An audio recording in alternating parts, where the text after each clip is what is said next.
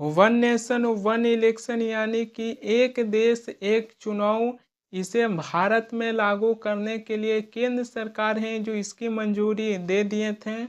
लोकसभा में केंद्रीय कानून मंत्री अर्जुन राम मेघवाल हैं जो वन नेशन वन इलेक्शन के बिल सदन में पेशी किए हैं, यानी कि एक देश एक चुनाव।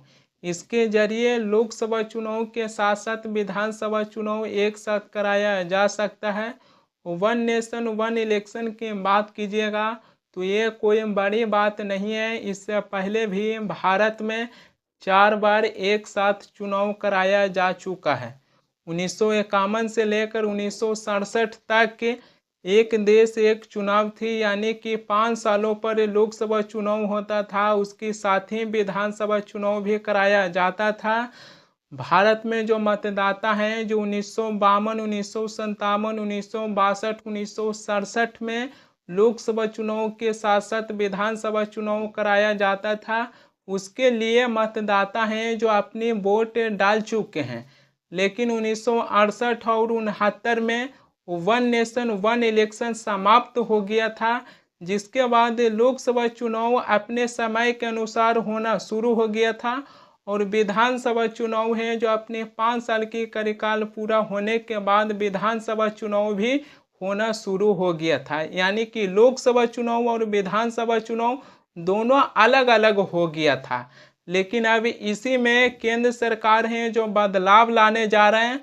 वन नेशन वन इलेक्शन को भारत में फिर से लागू करने के लिए केंद्रीय कानून मंत्री अर्जुन राम मेघवाल हैं जो वन नेशन वन इलेक्शन के बिल सदन में पेशी किए हैं। लोकसभा चुनाव के साथ साथ विधानसभा चुनाव एक साथ करवाने के लिए मोदी सरकार है जो इस पर जोर दे रहे हैं। लोकसभा चुनाव होती है तो एमपी चुनने के लिए वोट देने के लिए जाते हैं, उसी वक्त एमएलए चुनने के लिए भी वोट डाल सकते हैं। यानी कि इसमें जनता की समय की बचत होगा कि जनता एक समय में अपनी सांसद चुनने के लिए भी वोट डाल सकते हैं और अपनी विधायक चुनने के लिए भी एक ही साथ वोट डाल सकते हैं। इसमें जनता की थोड़ी समय की बचत होगा। वन नेशन वन इलेक्शन के बिल सदन में पेशी किया गया है। लोकसभा में इस बिल को स्वीकार भी कर लिया गया है। बिल के पक्ष में 269 वोट पड़ा है और इसकी विरोध में 198 वोट पड़ा है। वन नेशन वन इलेक्शन के बिल अब जेपीसी यानी कि संयुक्त संसदीय समिति में भेजा जाएगा। वन नेशन वन इलेक्शन के बिल केंद्रीय कानून मंत्री अर्जुन राम मेघवाल हैं जो लोकसभा में इस बिल को पेशी किए, तो विपक्ष के नेता हैं जो इसको लेकर विरोध करना भी शुरू कर दिए हैं। समाजवादी पार्टी के सांसद धर्मेंद्र यादव हैं जो कहें कि जो व्यक्ति 8 राज्य के विधानसभा चुनाव नहीं करवा पाते हैं, मौसम देखकर तारीख बदल लेते हैं, वो एक देश एक चुनाव करवाने की बात कर रहे हैं। सुनिए समाजवादी पार्टी के सांसद धर्मेंद्र यादव हैं जो क्या कह रहे हैं। धर्मेंद्र यादव। धन्यवाद अध्यक्ष जी। मैं इस संविधान के 129वें संशोधन अधिनियम के विरोध के लिए खड़ा हूं। अध्यक्ष जी, मैं समझ नहीं पा रहा हूं, अभी 2 दिन पहले संविधान को बचाने की, संविधान की गौरवशाली परंपराएं की कस्में खाने में कोई कमी नहीं रखी। 2 ही दिन के अंदर संविधान की जो हमारी मूल भावना है, 2 ही दिन के अंदर संविधान का जो हमारा बेसिक स्ट्रक्चर है, 2 ही दिन के अंदर संविधान का जो हमारा संघीय ढांचा है, उसको खत्म करने के लिए संविधान संशोधन बिल लाए हैं।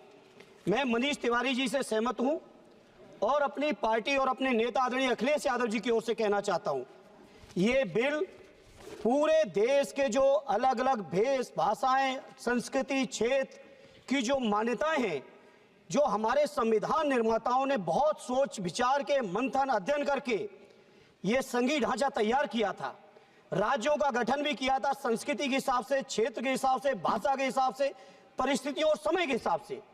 मैं नहीं समझता अध्यक्ष जी, मुझे कहने में कोई संकोच नहीं, उस समय के हमारे संविधान निर्माताओं से विद्वान बाबा साहब भीमराव अंबेडकर से ज्यादा विद्वान इस सदन में अभी कोई नहीं बैठा, मुझे कहने में संकोच नहीं है। और ये संविधान की मूल भावना को खत्म करके कैसे तानाशाही के रास्ते निकाले जाएं, इसके अलावा कोई काम ही नहीं बचा है। आखिर ये मनीष तिवारी जी ने कहा, कहीं एक विधानसभा के चुनाव अगर कोई अविश्वास आता है, अगर बहुमत नहीं मिलता है, तो क्या पूरे देश का चुनाव कराओगे? पूरे देश का चुनाव कराओगे? और ये लोग एक देश एक संविधान एक चुनाव की बात करते हैं। जो लोग 8 विधानसभाएं भी एक साथ नहीं करा पाते हो, मौसम देख के तारीखें बदलते हो, वो लोग बात करते हैं एक देश एक चुनाव की।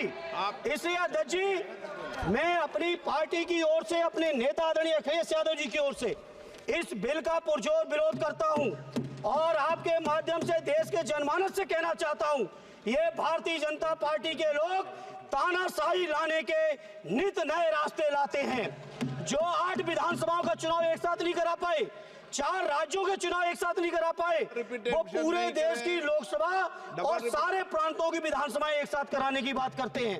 मैं पूछना चाहता हूं सरकार से, अगर एक प्रांत के अंदर सरकार गिरती है तो क्या पूरे देश की लोकसभा के चुनाव कराओगे? क्या अगर लोकसभा के चुनाव के चक्कर में उस प्रांत के लोग क्यों सफर करेंगे? अरे चर्चा कर लेना।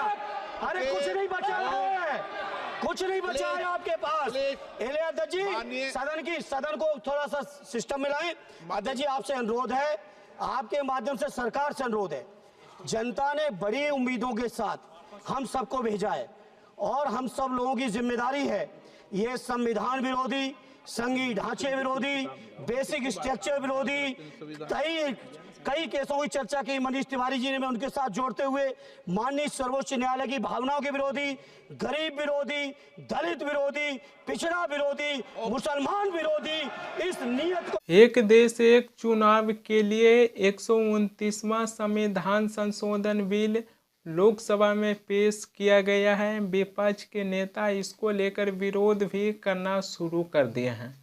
वन नेशन वन इलेक्शन को लेकर बहुत सारे सवाल उठती है।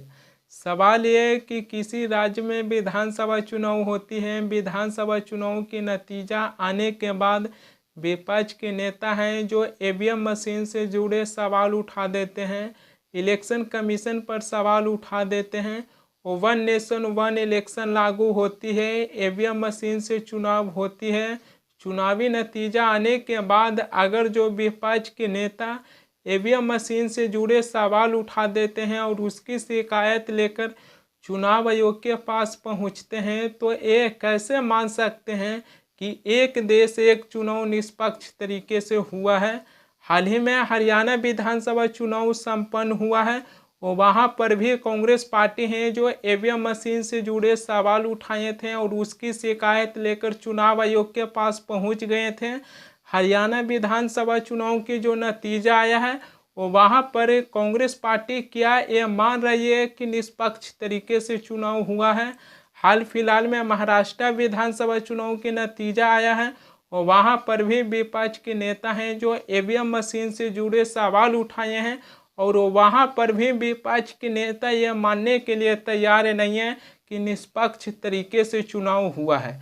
वन नेशन वन इलेक्शन लागू होती है, एक देश एक चुनाव होती है, अगर उसको लेकर विपक्ष के नेता ईवीएम मशीन से जुड़े सवाल उठा देते हैं और उसको शिकायत लेकर चुनाव आयोग के पास पहुंचते हैं, तो ये कैसे मान सकते हैं कि एक देश एक चुनाव है जो निष्पक्ष तरीके से हुआ। वन नेशन वन इलेक्शन इसको लाने की इसके पीछे क्या मकसद है? प्रधानमंत्री मोदी का लहर और बीजेपी के नारा में लगता है कि एक देश एक चुनाव गंगा पार हो जाएगा।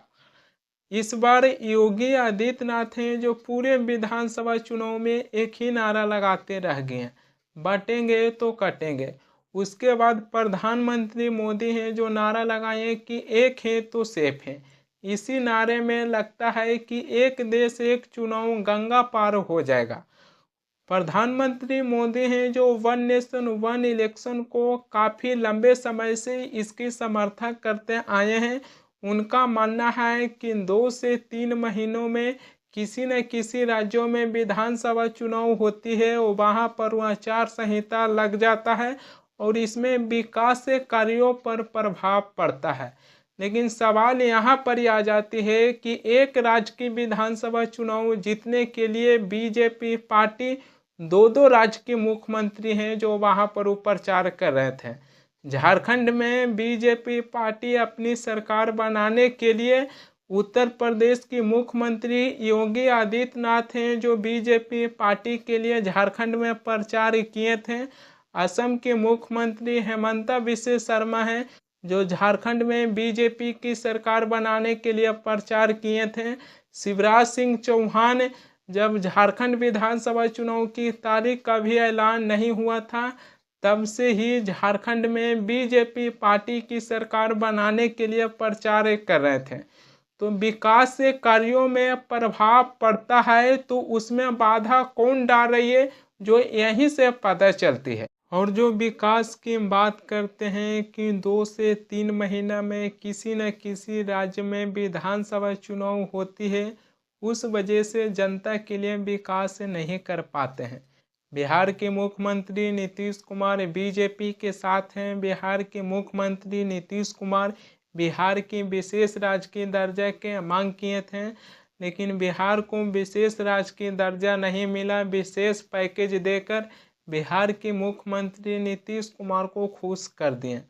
प्रधानमंत्री मोदी का ही ये शब्द है कि उन्होंने प्रति वर्ष 2 करोड़ नौकरी देने के लिए वादा किए थे, लेकिन प्रधानमंत्री मोदी आज तक अपने वादों को पूरा नहीं कर पाए हैं।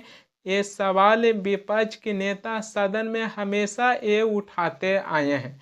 और विकास की बात करते हैं कि 2 से 3 महीने में किसी न किसी राज्य में विधानसभा चुनाव होता है, इस वजह से हम विकास नहीं कर पाते हैं। जो विकास करने वाले रहते हैं वो 2 से 3 महीना में विधानसभा चुनाव होती है उसकी जिक्र नहीं करते हैं। ये नहीं कहते हैं कि एक राज्य की विधानसभा चुनाव जीतने के लिए बीजेपी के बड़े बड़े नेता को लगा देते हैं। महाराष्ट्र में विधानसभा चुनाव हुआ, उसमें हम ये जानना चाहते हैं कि देवेंद्र फडणवीस, अजीत पवार, एकनाथ शिंदे, ये लोग महाराष्ट्र विधानसभा चुनाव नहीं जीत सकते थे। जो वहाँ पर वो प्रधानमंत्री मोदी गए, गृह मंत्री अमित शाह गए, योगी आदित्यनाथ गए और भी बीजेपी के तमाम बड़े बड़े नेता जाकर महाराष्ट्र में बीजेपी पार्टी के लिए प्रचार किए।